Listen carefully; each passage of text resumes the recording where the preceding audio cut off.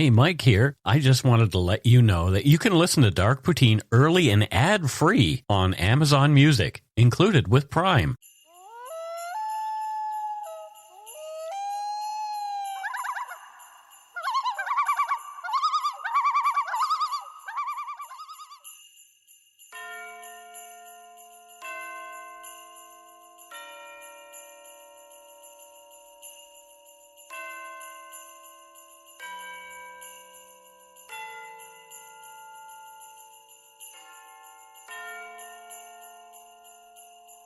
Hello and welcome to Dark Poutine. I'm Mike Browne, your creator and host. With me this week is my wife, Carol. Say hello, Carol. Why, hello. Is it a Christmas carol? It is. It's my favorite time of year. The views, information, and opinions expressed during the Dark Poutine podcast are solely those of the producer and do not necessarily represent those of Curious Cast, its affiliate, Global News, nor their parent company, Chorus Entertainment. Dark Poutine is not for the faint of heart or squeamish. Our content is often intense, and some listeners may find it disturbing. Probably not this week. Ooh. We're not experts on the topics we present, nor are we journalists. We're two ordinary Canadian schmoes chatting about crime and the dark side of history. Let's get to it. Put on your toque, grab yourself an eggnog and a gingerbread cookie. Ooh! It's time to curl up by the fire and scarf down some Dark Poutine, Christmas style. Merry Christmas!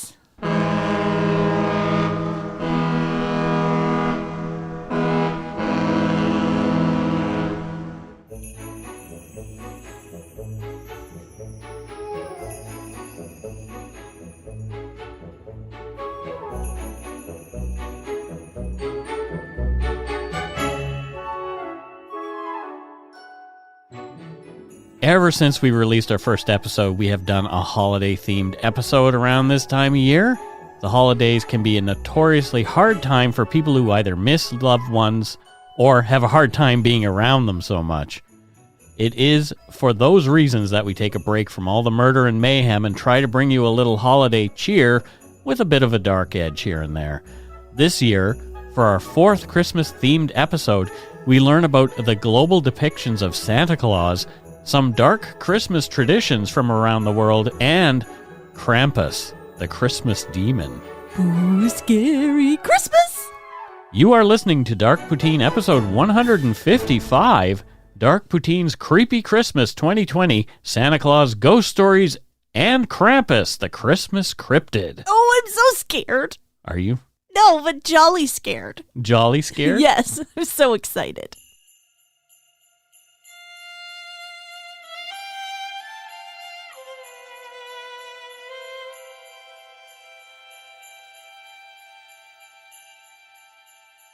First up, we'll take a quick look at the criminal behind our very first Christmas episode, Santa Claus. Now, if you haven't heard that Santa is a criminal, you should probably listen to that episode before you listen to this one. So we're good with you going, downloading that one too, and having a listen. But Santa, not a good guy. Oh! Not a good guy. That is scandalous. It is scandalous, but it's true. Also, I disagree. Even if you're not in a country with a large Christian population, I bet you've heard of Santa Claus. I can't think of anywhere on the planet where you probably haven't heard of Santa Claus. Maybe some tribe deep in the Amazon. I don't know how many of those are left.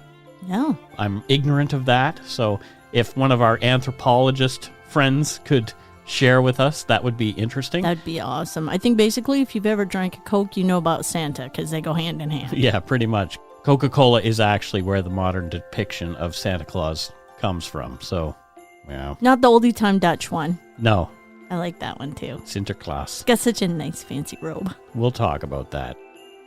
To North Americans, Santa is an obese man who lives at the North Pole, dressed in red, and he fills his sled with toys and flies around the world on Christmas Eve to deliver gifts to good girls and boys, breaking into their homes, often by somehow shimmying down their chimney. And I'm thinking he's more apt to use lock-picking skills he most likely learned when doing time at some point in the big house for B&E. Not true. Magic. Humbug. Twinkle his nose. Twinkle his nose? Yeah. with his accomplices, the reindeer. They are accomplices in his crime spree. His global. I guess the getaway vehicle of dropping off loveliness. They are the baby driver. Good one. As a child, I was certain that I had seen Santa's creepy hand close my bedroom door one Christmas Eve.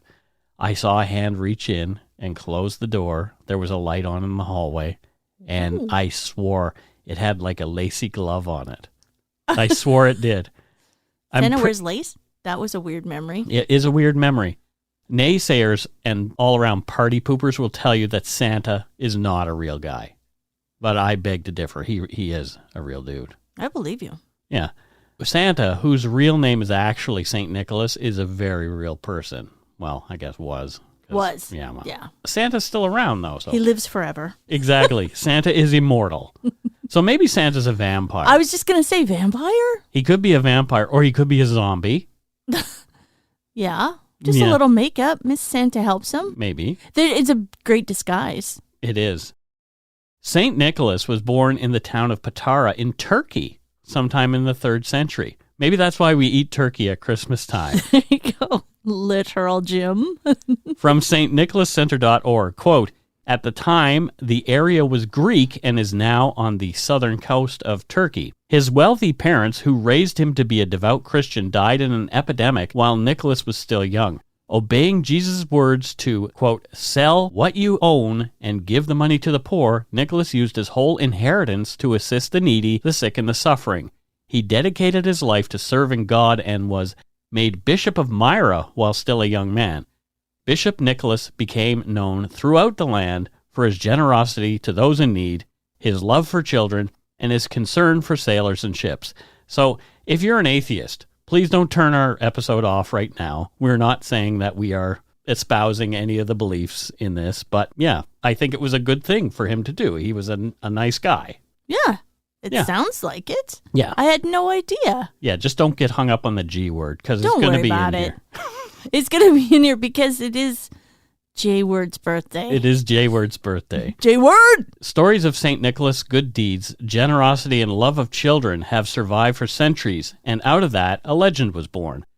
The journey from saint to Santa was a long one. From whychristmas.com, quote, in the 16th century in Northern Europe, after the Reformation, the stories and traditions about St. Nicholas became unpopular, but someone had to deliver presents to children at Christmas. Why not a benevolent old weirdo from the 4th century? Wait, sorry to interrupt. His stories about him giving to the poor and helping people became unpopular? Yeah. Oh my God. Santa's name varies from country to country. Many stick with the Father Christmas theme, as seen in the UK, where it's more secular, it's less religious. So there, on Christmas Eve, families hang stockings for Father Christmas to fill with goodies, sometimes leaving him a mince pie with a whiskey. Nice. Pretty certain the old fart flies around hammered out of his gourd most of the night then. It's a long shift. That's all night long. Yeah, but he's drinking and driving, Carol. But he's driving in the sky. He's the only one in the sky. Right. Well, except maybe the odd airplane. Sticking with Father Christmas theme, the Spanish call him Papa Noel. He visits on Noche Buena, that's December 24th, like leaving gifts for children in the overnight hours, just like here in Canada and the US. Père Noël in France dresses, quote, in a white fur cloak with an attached hood, which he typically wears pulled up over his head. So that's kind of nice. That sounds is. nice and cozy. Mm-hmm. And he travels via a reindeer-powered sleigh, just like Santa Claus here. So, I don't know, maybe he changes outfits as he goes from country to country. Why? It sounds like a cozy fur hoodie. That Right? sounds comfy. There, also on Christmas Eve, he, quote, places goodies in children's slippers or shoes, which they leave out for him before going to bed on Christmas Eve. Rather than leaving milk for Santa to drink, French children are likely to pour him a glass of wine. Again with the drinks. I think Santa might need an AA meeting. Maybe he doesn't drink them all. Maybe he's like a taster. He just tastes, has a little sip. I Just don't know. like the judges, you know? When I left beer or whiskey or something out for Santa, which Santa requested apparently, it was gone on Christmas morning. So I don't think there was much tasting going on. I think there was a lot of Maybe he sippity-boo-boo. was just taking a little sip and then pouring it down then. No. No, he wouldn't be wasteful. Santa was hammered. Okay, drunk Santa. There are stranger depictions, too. In Finland, he's Julopuki, which translates to Christmas goat or Christmas buck or billy goat. I love goats. In I love Christmas goats. Right? In China, he is Dunchi Lao Ren, which translated means old Christmas man. Well, fair enough. That's exactly what he is. It's very literal. It's perfect. As well, he is called Lang Kung Kung, which means nice old father. Aw, sweet. The Japanese refer to him as Hoteosho, where he is depicted as a Buddhist monk who behaves in many ways like Santa Claus, especially in that he has a big belly and goes from house to house, leaving toys for children. Japanese folklore says Hoteosho and Santa Korushu have eyes in the back of their heads so they can see how children are behaving. Oh. That's not creepy at all. No, Nope. that's a lot of pressure for little kids. Whew, you're always being watched. Surveillance. Santa surveillance. Yes, surveillance Santa. Around the globe, this warm and cozy holiday boasts some truly creepy traditions. Many find their roots in more pagan practices. Take the Christmas ghost story, for example, a long-time practice in many countries. From Smithsonian Magazine's website, the Christmas ghost story's, quote, origins have little to do with the kind of commercial Christmas we've celebrated since the Victorian age. They're about darker, older, more fundamental things: winter, death, rebirth, and the rapt connection between a teller and his or her audience, but they're packaged in the cozy trappings of the holiday. Aha, my favorite combination. The article goes on to say Christmas, as celebrated in the U.S. and Europe, was originally connected to the pagan winter solstice celebration and the festival known as Yule. The darkest day of the year was seen by many as a time when the dead would have particularly good access to the living. Oh, I want to learn more about this. Right? Mm-hmm. It is very creepy, and it's kind of It like is. Halloween when Yeah, I was just thinking that. the veil between the living and the dead is quite thin. And that's, like Day of the Dead as well. Exactly. Yeah. Probably the Christmas ghost story everyone is most familiar with has to be Dickens' A Christmas Carol. And I often refer to myself in my previous life's problems as Jacob Marley, Scrooge's long-dead partner dragging chains of guilt and misdeeds with him in the afterlife. But there are many others. An article on CarterHouseSchool.com quotes a few Victorian tales worth noting. For example, from the Gothic tale titled The Old Nurse's Story by Elizabeth Gaskell, written in 1852. I turned towards the long, narrow windows, and there, sure enough, I saw a little girl, less than my Miss Rosamond, dressed all unfit to be outdoors such a bitter night, crying and beating against the window panes as if she wanted to be let in.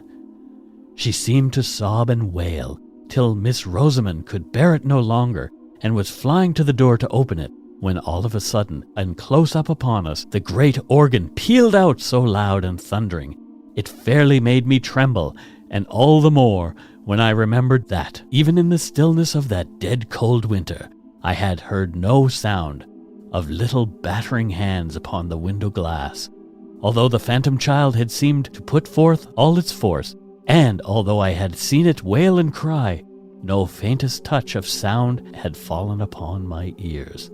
Whether I had remembered all this at the very moment, I do not know. The great organ sound had so stunned me into terror. But this I know, I caught up Miss Rosamond before she got the hall door opened, and clutched her, and carried her away, kicking and screaming, into the bright kitchen, where Dorothy and Agnes were busy with their mince pies. What? Oh my God, first it's so sad, a phantom child, and then you can see it, so that's spooky. You see it, but you can't hear it. So this nurse is watching this little girl, and they see a ghost. That's crazy. Yeah. And the little girl wants to let the ghost into the house. Because she's wanting to let her in. She feels sad for her. Right? Yes. It's horrific. It's a nightmare. I thought this was a Christmas. What's with the mince pies? That's part of Christmas. I guess so. So there's making of mince pies while there's ghosts in the house? See, this is the first I've heard of it. Okay. There's always mince pies, but I'm not used to the ghost situation around Christmas. Right. Algernon Blackwood writes, what a great name, Yeah. writes in his 1908 story, The Kit Bag. It is difficult to say at what point fear begins when the causes of fear are not plainly before the eyes. Impressions gather on the surface of the mind, film by film, as ice gathers upon the surface of still water, but often so lightly that they claim no definite recognition from the consciousness. Then, a point is reached where the accumulated impressions become a definite emotion, and the mind realizes that something has happened. With something of a start, Johnson suddenly recognized that he felt nervous, oddly nervous.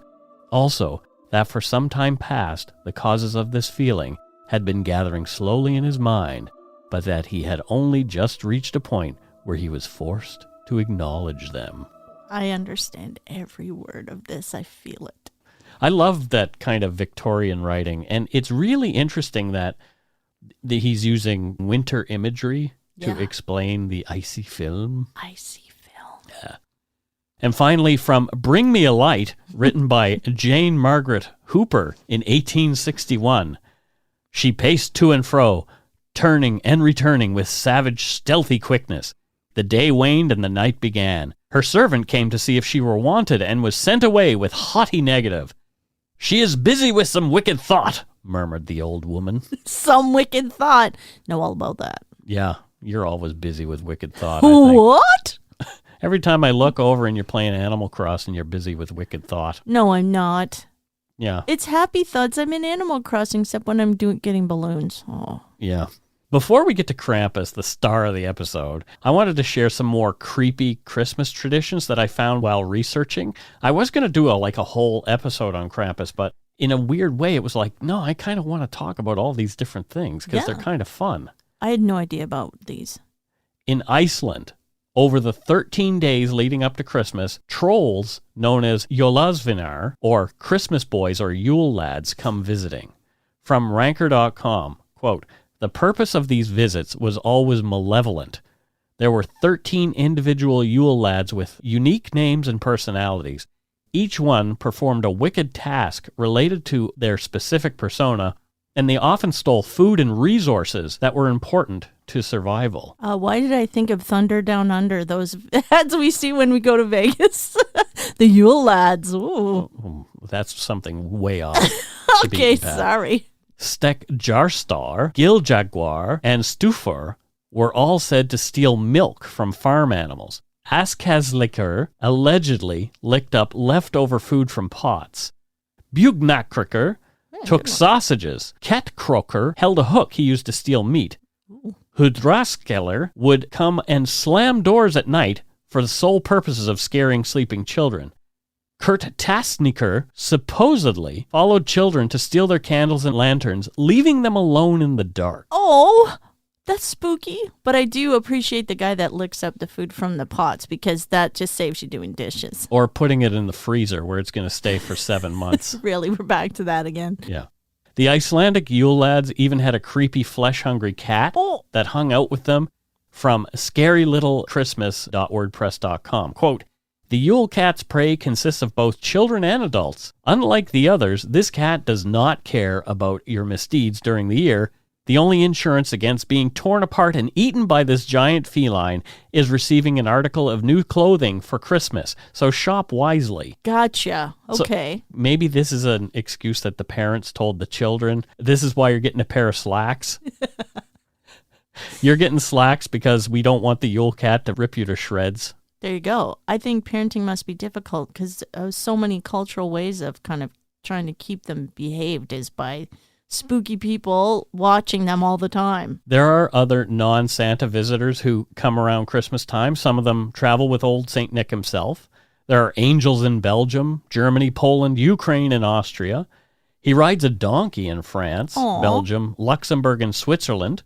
In Germany, Ruprecht is St. Nicholas' most familiar attendant. From stnicholascenter.com, quote, "He is a servant and helper whose face is sooty from going down chimneys, leaving children's treats. He carries the sack of presents and a rod for disobedient children. Ow. Just wait until Ruprecht comes is a common threat in German homes." Oh, no. In the Netherlands, there's Zwarte Piet, or Black Peter, a problematic character often pictured in racist blackface. From St. Nicholas Center, quote, He rides on a white horse over the rooftops with Santa Claus, listens down chimneys to check children's behavior, and delivers gifts. I feel uncomfortable with this one. Yeah, it's not a good one. No. Again, from St. Nicholas Center. Père Fouettard is found in France and Luxembourg, where he's known as Houseker. He is the evil butcher who was forever condemned to follow St. Nicholas as punishment for luring little lost children into his shop. His name doesn't translate well, but means Mr. Boogeyman, spanking, or switches. Oh, no. The evil butcher. This is very not good. No. Yeah, some people like spankings, but I'm sure sexy times are not the intent behind this legend. I don't think so. No, this is very creepy. This is, yeah.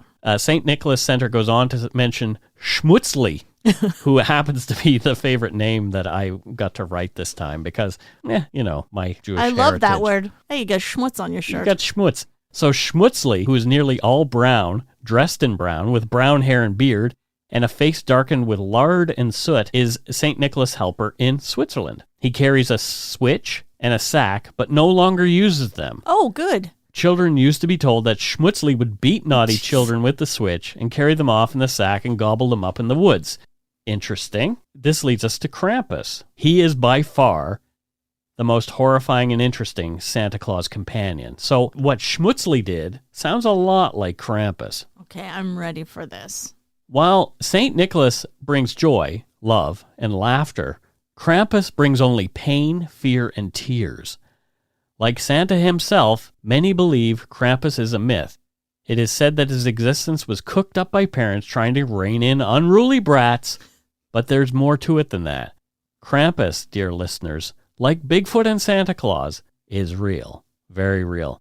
He belongs in a cryptid encyclopedia and not in books of fiction.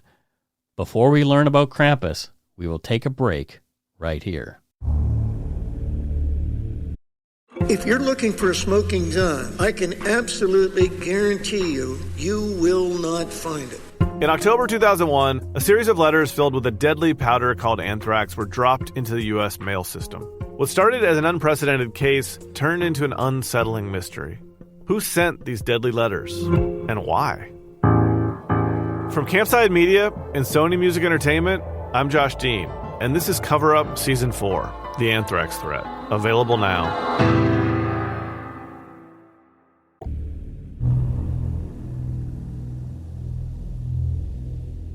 And we're back. So how much do you know about Krampus, Carol? 0. Just that one horror movie we went and saw with Heather that one time. Yeah. About Krampus. That's about it. According to mentalfloss.com, quote, in Austria and across the German-speaking Alpine region, the demonic character is a crucial part of the holiday season. He's a devilish figure with long horns and a goatee beard, much like typical portrayals of Satan. You might see him posed harmlessly on a greeting card or reproduced in chocolates or figurines. You might also encounter a procession of Krampuses stalking through the town, laden with bells and chains, intimidating onlookers or whipping them with bundles of sticks. I want to go to Germany for Christmas just to see all this. It would be fun. Oh, man. From thevintagenews.com. There are many origin stories behind Krampus whose name is derived from the German word Krampen, meaning claw. According to one of them, Krampus is said to be the son of hell in Norse mythology. Others trace him back to demonic creatures in Greek mythology, pagan rituals, the goddess Percha, or Satan himself. End quote. Krampus, though, is not just a European phenomenon. No. He has been seen right here in North America, and sightings of him are increasing in frequency, especially this year. As many of Canada's citizens have been locked down during the COVID-19 pandemic, Krampus has been able to roam more freely here than ever before, but only makes himself known at Christmas time. We need to keep an eye out. You have to keep your eyes peeled for Krampus right now. Okay. It is believed that the creature we now call Krampus has been around longer than people and has made an appearance in some of our earliest known literature. According to Krampus.com, where we discovered the most accurate timeline of the creature, he is first mentioned in one of humanity's oldest known stories, the Epic of Gilgamesh, written around 1800 before current era. There he is a wild man called Enkidu. From Britannica.com, quote, In the Epic of Gilgamesh, Enkidu is a wild man created by the god Anu. After Gilgamesh defeats him, the two become friends. In some versions, Enkidu becomes Gilgamesh's servant. He aids Gilgamesh in killing the divine bull sent by the goddess Ishtar to destroy them. So it sounds like maybe Gilgamesh is Santa Claus as well. Ooh. Very interesting. Very cool. Krampus next began appearing during the pagan celebration of Saturnalia, which took place in ancient Rome. As the actual birth of Jesus, the J word again, was supposed to have taken place at some point in summer, it's believed that rather than move the holidays around, the new Christian religion moved their celebration to coincide with the pagan ones already in place. Christmas owes a lot of its tradition to Saturnalia.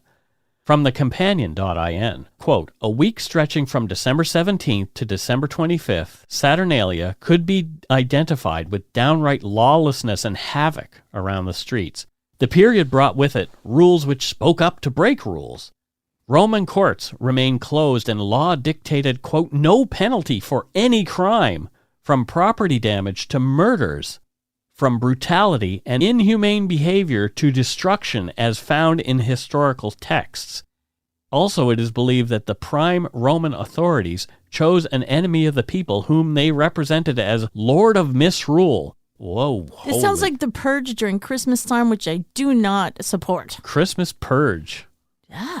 Yeah, maybe that's why they got the idea for the purge from Saturnalia. It sounds just like it. Yeah. Along with Chemosh, believed to be an early incarnation of Santa Claus, came Krampus. From the companion, quote, Chemosh was a pagan idol and god of prosperity. He has been represented as a huge deity, seated on his throne made of cast iron. He has a huge belly and hands that come out extended as though they want something. Historical texts support a characteristic associated with this idol people used to make a list of the things that they wish to have. Sounds familiar? Yeah. Chemosh would then be heated up, and often children and babies given to it with a hope to receive things on the list. No, that's horrible. Here, I'll trade you this child for a new car. Well, there's a lot of them around, I guess. Just terrible, No. right? It's what a horrible thing. According to scarylittlechristmas.wordpress.com, Krampus carries with him a sack to stuff naughty children into. As well, the original rod of punishment. The rod is hazelwood and is believed to hold magical powers. It can ward off evil spirits, the devil, and protect one from lightning.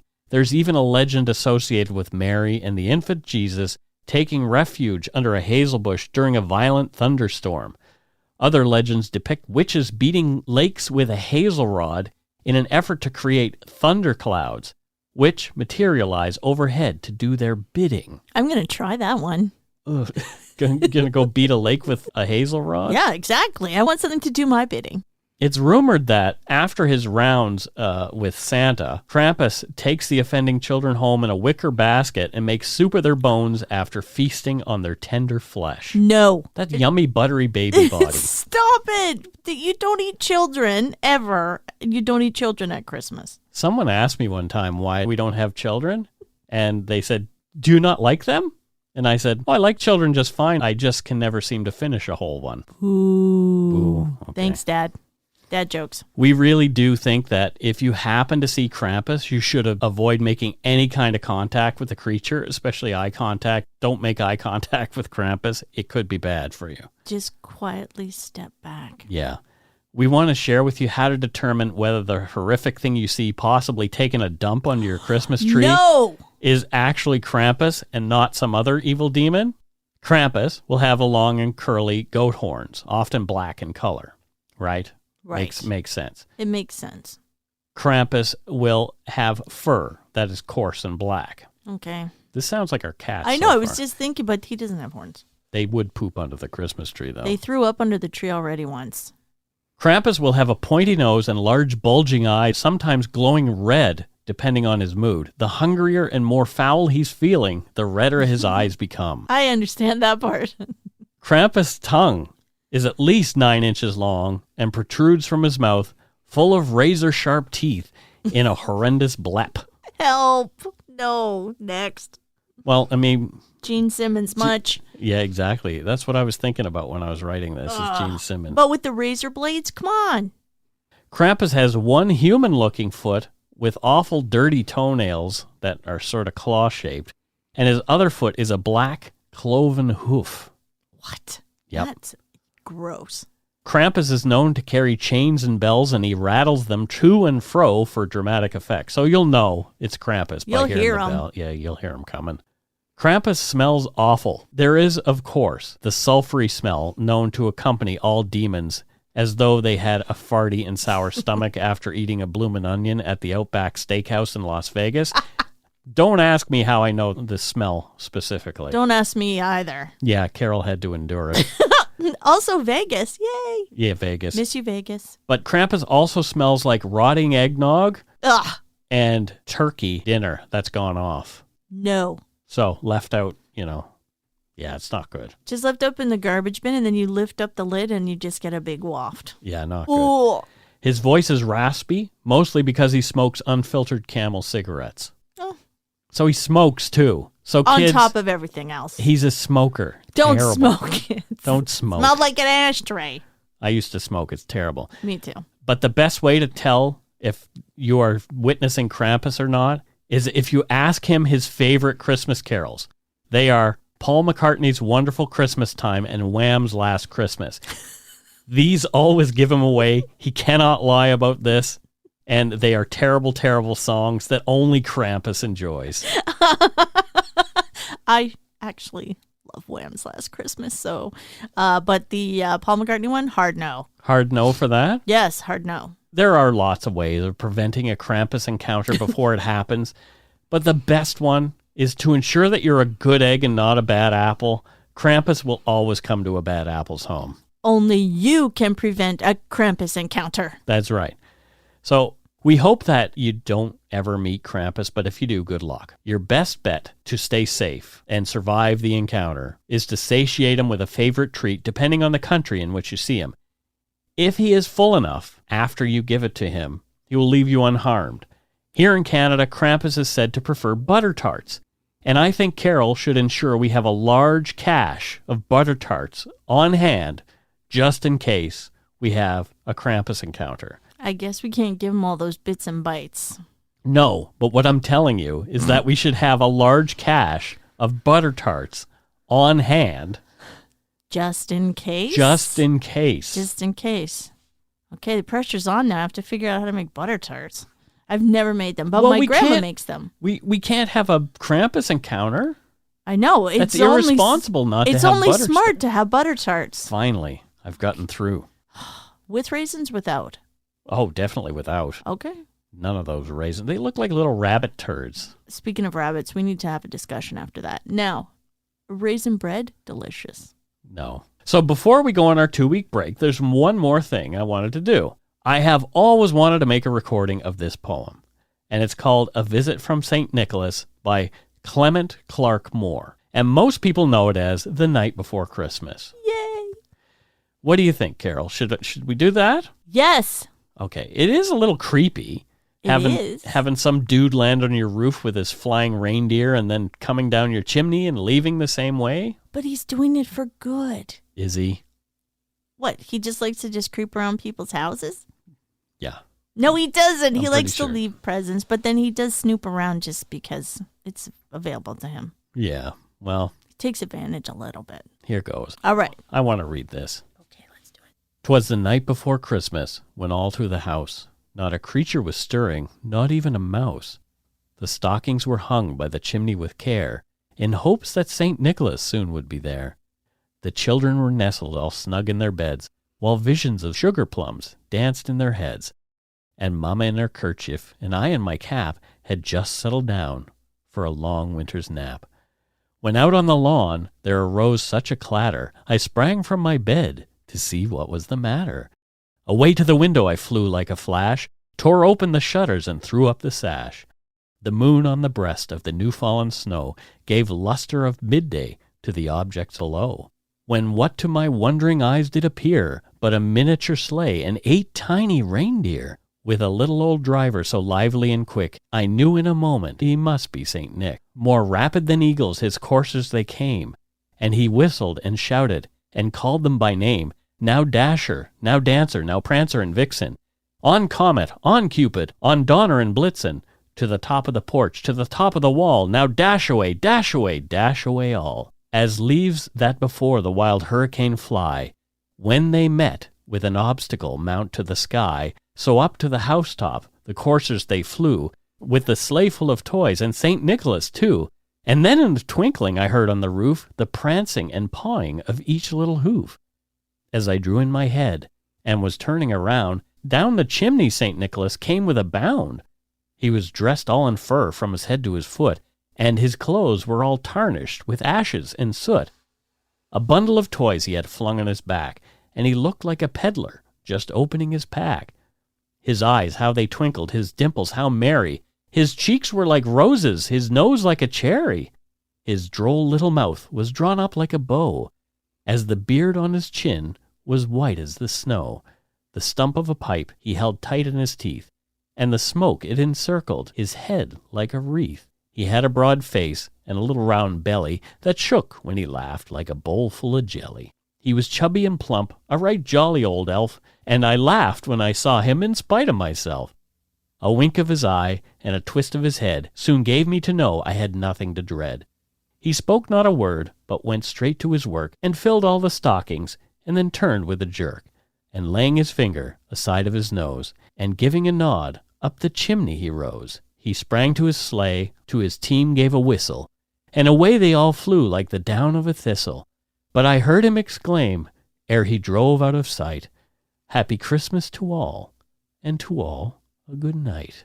Oh, that was lovely. I love that poem. That is such a good poem. I love the little smoke around his head like a wreath.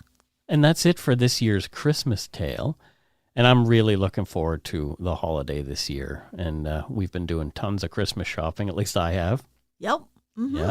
I'm going to go get some groceries for the old turkey dinner. Yep. Yep. And I guess butter tarts now. Yeah. It's a responsible thing to do. So we know that Christmas time is a tough time for lots of folks.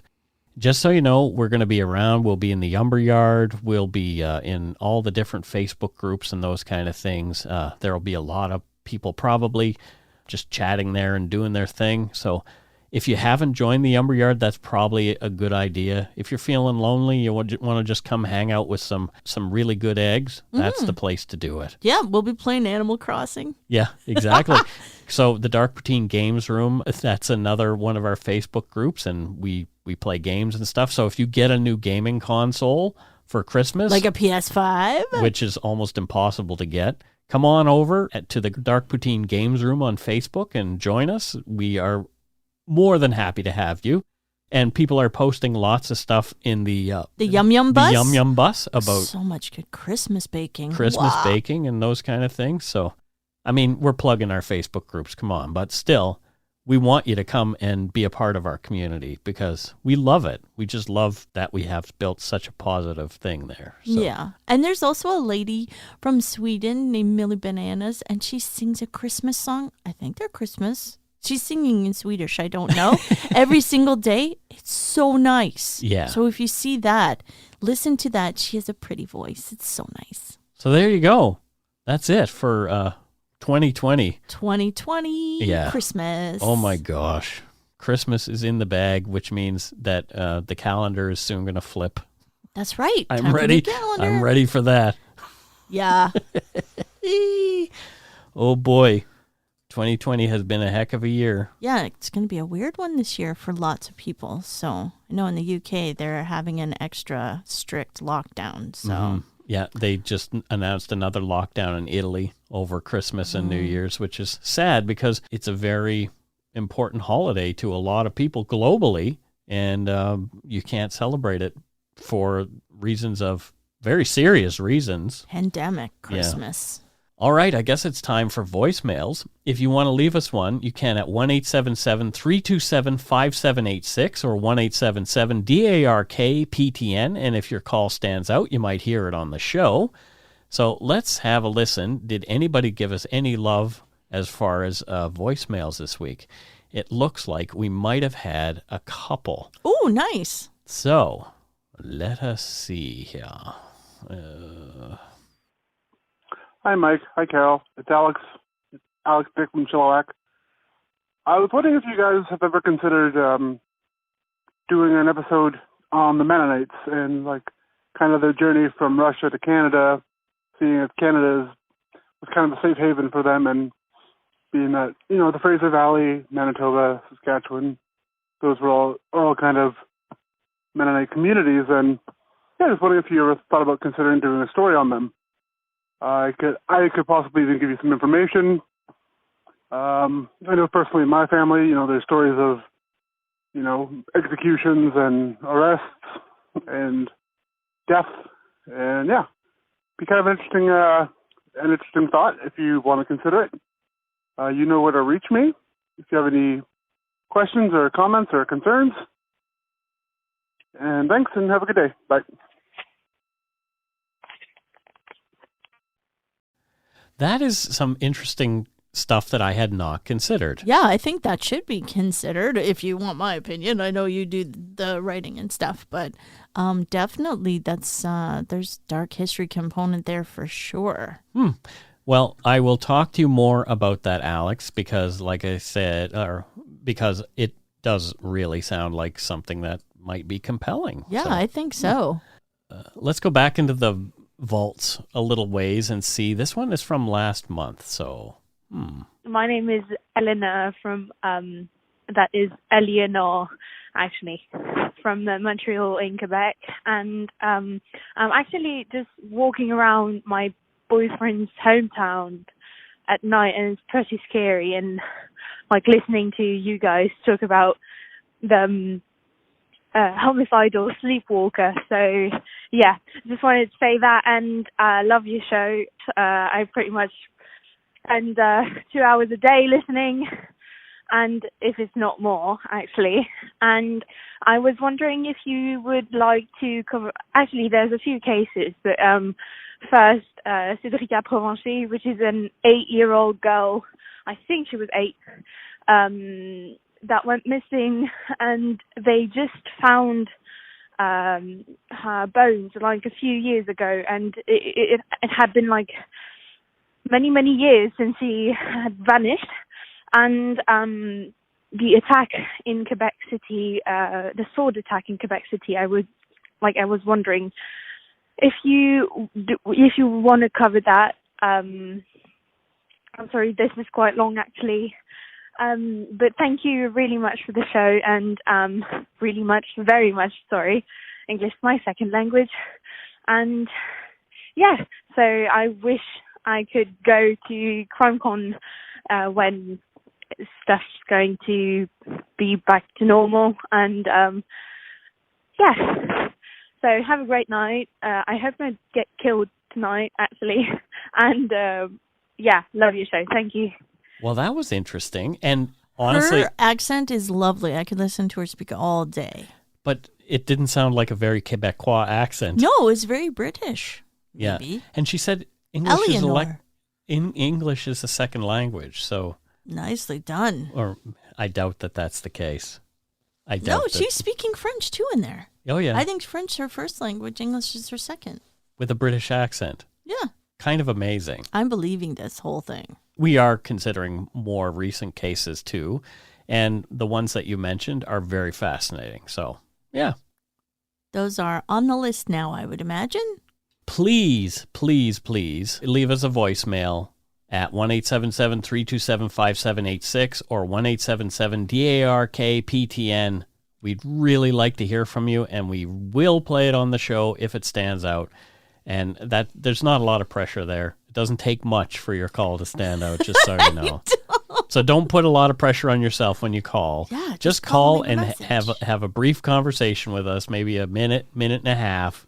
And we will listen to it. We do listen to them all. We listen to all of them. Yeah.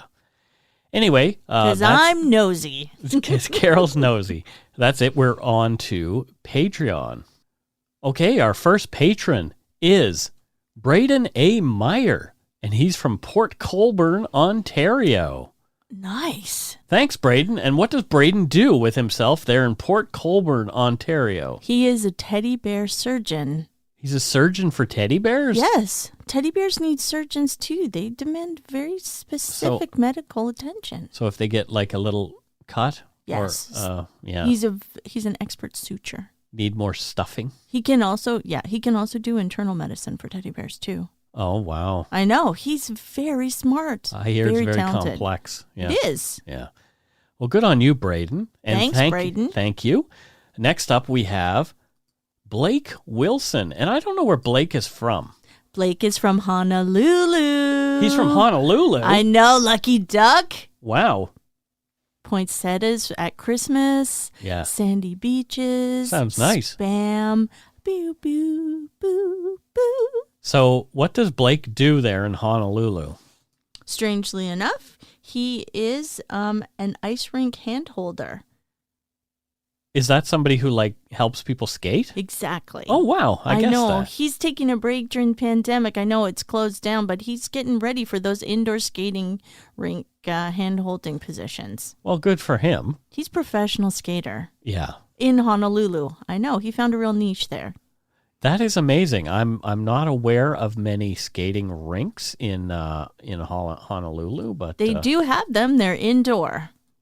Are you sure? Yes, they are indoor. They would have to be. They would have to be. I know because they have them in Saudi Arabia, indoor skating rinks. Oh, there you go. Mm-hmm. Yeah, an indoor skating rink. Yes. That's fun. It is fun.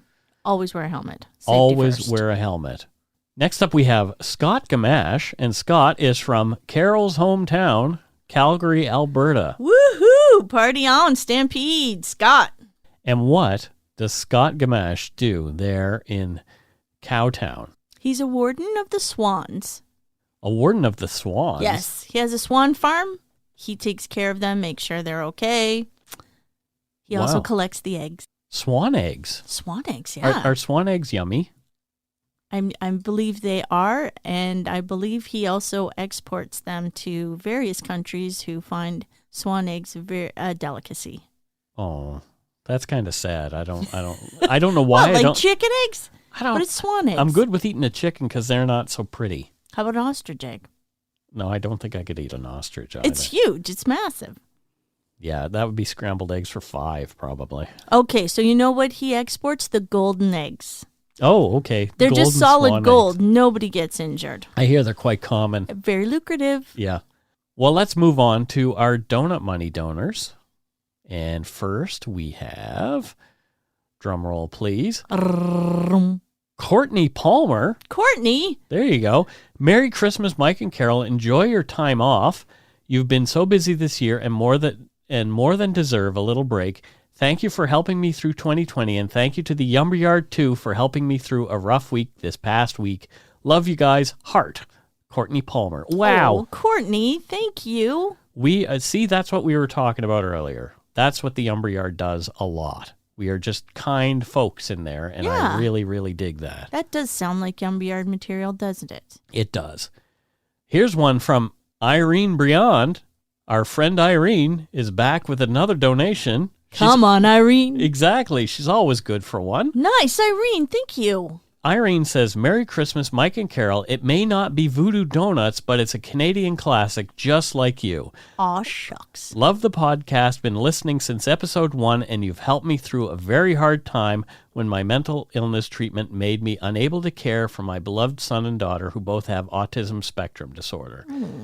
I had to move away to my parents' place. My sister became their guardian and moved in with them.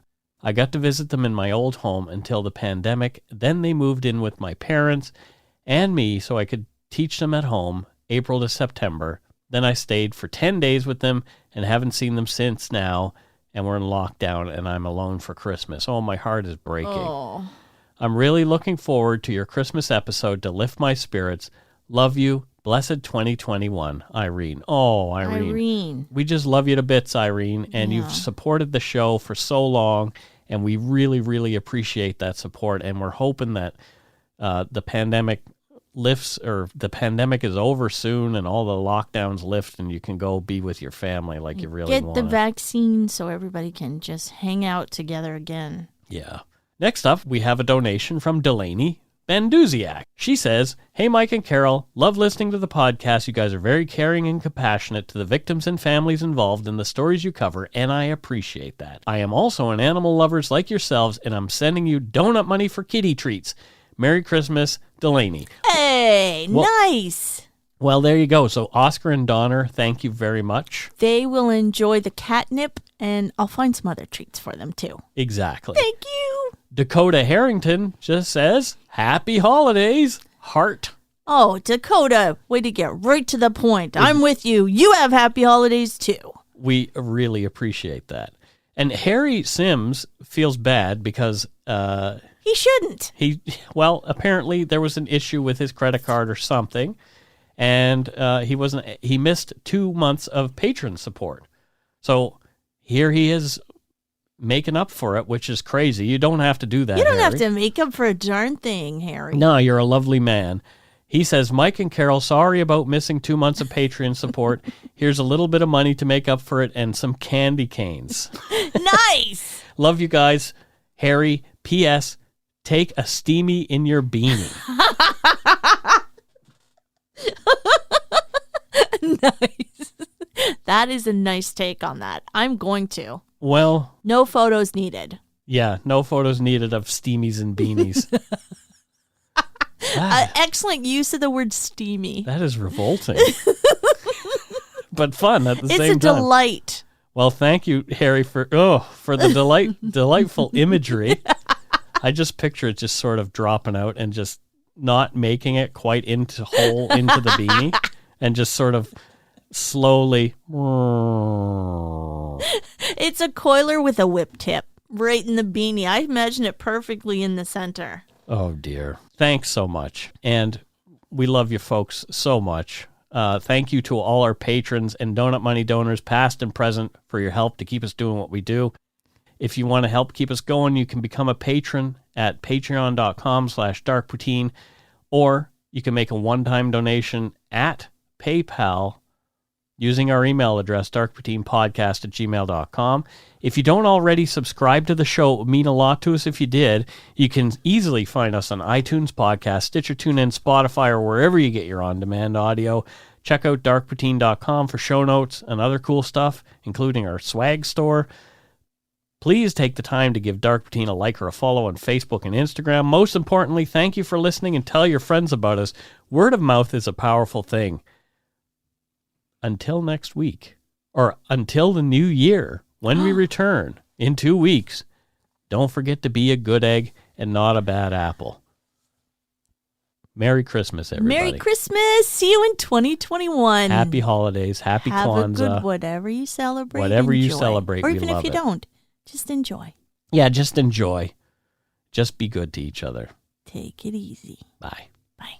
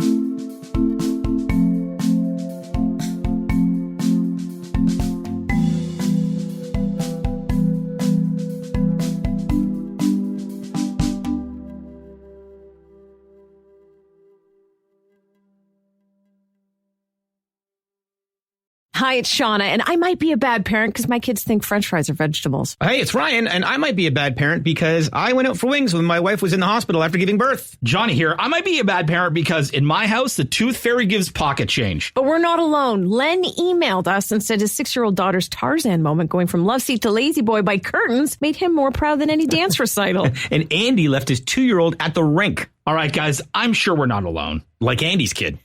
For stories and confessions like this, make sure you check out our podcast. It's called Bad Parents, and it's available wherever you get your podcasts. I left a glove at the rink.